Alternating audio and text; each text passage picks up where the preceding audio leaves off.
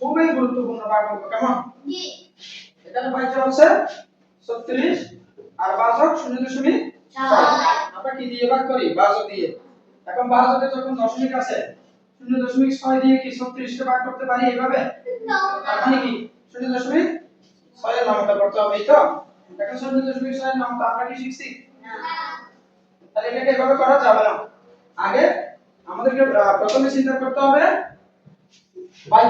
ভাজকের যে দশমিক আছে সেটা তুলে ফেলার চিন্তা করতে হবে ভাজকের যে দশমিক আছে সেটা তুলে ভাজকটাকে পূর্ণ সংখ্যায় রূপান্তর করতে হবে কিসে পূর্ণ সংখ্যায় এখন কিভাবে করবে পূর্ণ সংখ্যায় রূপান্তর একটু খেয়াল করো ভালো করে খেয়াল করো যদি ভাজকের দশমিক থাকে তাহলে ভাগ করা অনেক সমস্যা হয় সমস্যা না হওয়ার জন্য এটাকে কি করতে হবে পূর্ণ সংখ্যায় রূপান্তর করতে হবে এবং পূর্ণ সংখ্যায় কিভাবে রূপান্তর করবে খেয়াল করো প্রথমে দশমিকের জন্য মনে মনে একটা এক দাও কত এক দশমিকের পরে কত অঙ্ক আছে 6 হবে না অঙ্ক কয়টা আছে একটা এই একটার জন্য একটা শূন্য নাম কত হলো 10 তবে এটা লেখা যাবে না জাস্ট মনে মনে রাখতে হবে কত পাওয়া গেছে কিভাবে বলছি মনে থাকবে প্রথমে দশমিকের জন্য একটা মনে মনে এক দিবা আর দশমিকের পরে যতগুলো অঙ্ক থাকবে এখানে কয়টা অঙ্ক আছে একটা ততটা শূন্য নিবা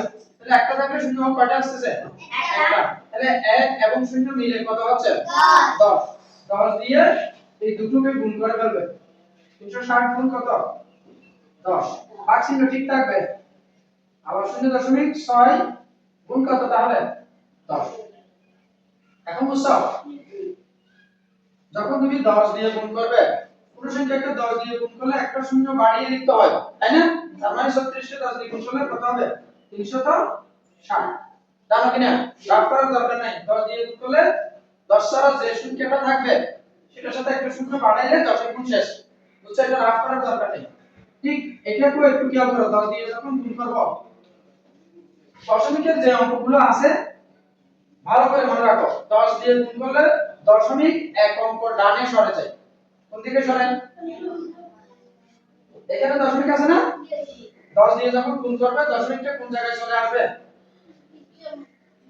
ডানে চলে আসবে তার মানে 6 এর পরে আসবে তাহলে এটা কত হয়ে যাচ্ছে 0.6 তার মানে 6 আর কি 0.6 এটা আমরা যদি আমরা রাফে করি দেখো 0.6 কে যদি আমরা 10 দ্বারা গুণ করি আমার কথাটা একটু সঠিক হয় কিনা দেখো 6 0 0 0 ঠিক আছে এক দিয়ে 10 দিয়ে গুণ করলে একটা শূন্য নাম 6 গুণে 6 একটা শূন্য 0 শত করে এবার এই তো দশমিক পাই অঙ্ক আগে বসবে আমার কথাটা মিলছে জি এত কষ্ট করে না করে তুমি যদি আমার কথাটা মনে রাখতে পারো তাহলে তোমাকে আর গুণ করতে হবে 10 দিয়ে গুণ করলে যে জায়গায় দশমিক আছে সেখান থেকে এক অঙ্ক ডানে সরাই দিবা দশমিকটা তাহলে তোমার ফলাফলটা কি হচ্ছে 0.6 না সরি 0.6 0.6 না তাহলে এখানে 0.6 মানে কত 0.6 কে আমরা কত লিখতে পারি 6 তাহলে কি এটা পূর্ণ সংখ্যায় রূপান্তর হয়েছে জি আগে হয়নি হয়েছে তুমি যদি রাফ করো তাহলে একই আসবে ঠিক আছে আর তুমি যদি সিস্টেমটা মনে রাখো 10 দ্বারা যদি গুণ করো দশমিক যে জায়গায় আছে সেখান থেকে দশমিকটা এক অঙ্ক ডানে সরে যাবে তাহলে ডানে সরলে এটা এখানে আসছে তাই না এখানে আসা মানে কত হচ্ছে 0.6 0.6 কে আমরা কত লিখতে পারি 6 এবার দেখো তো ভাজকটা পূর্ণ সংখ্যায় রূপান্তর হয়েছে কিনা এখন কি ভাগ করা কঠিন হবে তাহলে এখন ভাগটা আমরা চাইলে রাফ করতে পারি অথবা নিচেও করতে পারি তো রাফ করে দিলাম ফলাফলটা আমরা এভাবে লিখি পাশাপাশি যেহেতু করছি 6 দিয়ে কাকে ভাগ করব 360 কে এক অঙ্ক নিলে ভাগ যাচ্ছে যাচ্ছে না তাহলে দুই অঙ্ক নিলাম কত হলো 36 6 এর মধ্যে 6 36 36 থেকে 36 গেলে শূন্য আগে শূন্য মূল্য এবার শূন্য নাম এক বাহ্যের কোনো অঙ্ক নামালে অবশ্যই ভাগ করতে হবে না গেলে কত বাদ দিবা শূন্য বাদ তাহলে 6 এর শূন্য শূন্য এবার মিলছে কিনা দেখো তো তাহলে উত্তর কত পেয়েছি বলো তো 60 তাহলে নির্ণয় ভাগ করব তো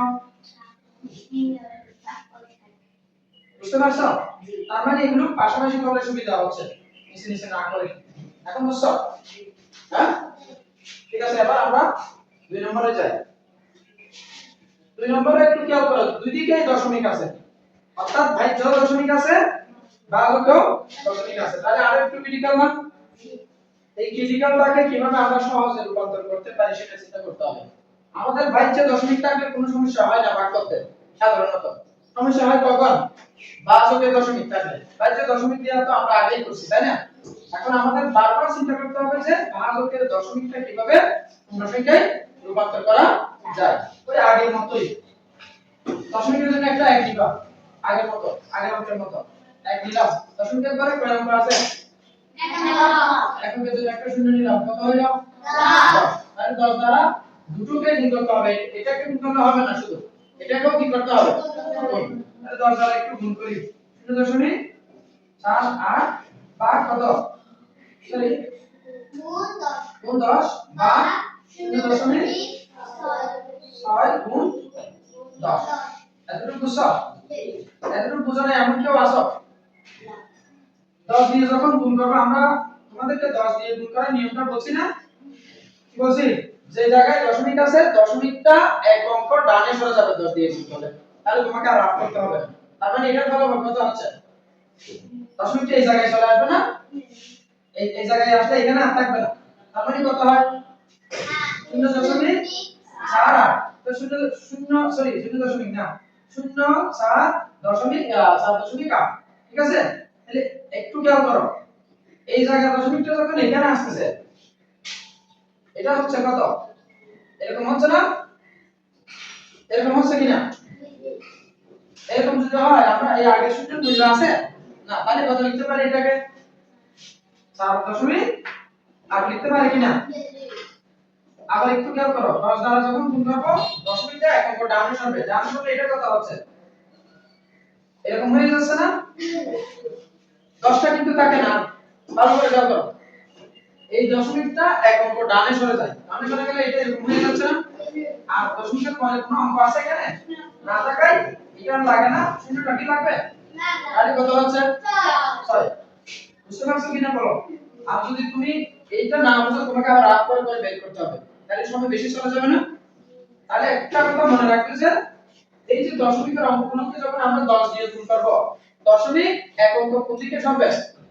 ডান দিকে সরে যাবে। তাহলে এটা ডান দিকে সরলে এটা হচ্ছে 4.8।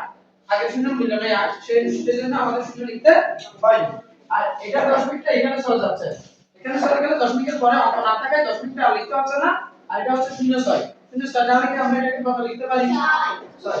এবার দেখো দশমিক কোথা থেকে উঠে গেছে? ভাজক থেকে দশমিক উঠে গেছে, বাইরে এখনো পর্যন্ত আছে। বাইরে থাকলেও সমস্যা নাই, না থাকলেও সমস্যা নাই। তাহলে আমরা এটাকে এখন ভাগ করতে পারবো কিনা? ভালো করে খেয়াল করে রাখ করতেছি। 6 কে কত কত দ্বারা ধরুন 7.8 কে কত দ্বারা ভাগ করব? 6। এক অঙ্ক নিলে ভাগ যাচ্ছে না, আমরা দুই অঙ্ক নিতে পারবো না, এক অঙ্ক নিয়ে না গেলেও প্রথমবার দশমিকের পরে যাওয়া যাবে না, প্রথমবার দশমিকের পর যাওয়া যাবে না।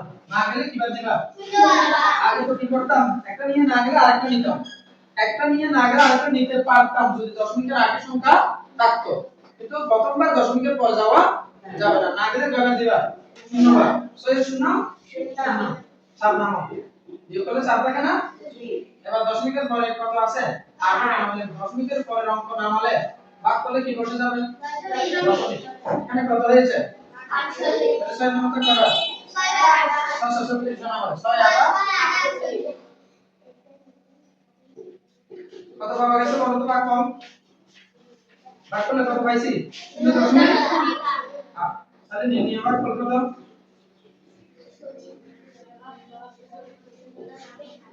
এখন কি বুঝতে পারছো তোমরা? এটাই হচ্ছে উত্তর। তাহলে দুই দিকে দশমিক থাকলে, অর্থাৎ বাইচে এবং ভাজকে দশমিক থাকলে কিভাবে অঙ্কগুলো সমাধান করব বুঝতে পারছো?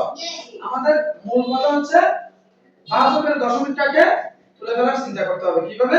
ওই যে দশমিকের জন্য একটা আইন নিয়ে দশমিকের পরে যতগুলো অঙ্ক আছে তার জন্য শূন্য নিবা, যত পাওয়া যাবে সেটা দিয়ে দুটাকে গুণ করবে, গুণ করলে এটা উঠুক বা না উঠুক এটা কিন্তু উঠে যাবে। এটা তো উঠে যাইতো যদি এখানেও দশমিকের পরে এক অঙ্ক থাকতো, এখানে দুই অঙ্ক থাকাই উঠে যায়। এখন বুঝতে পারছো তোমরা?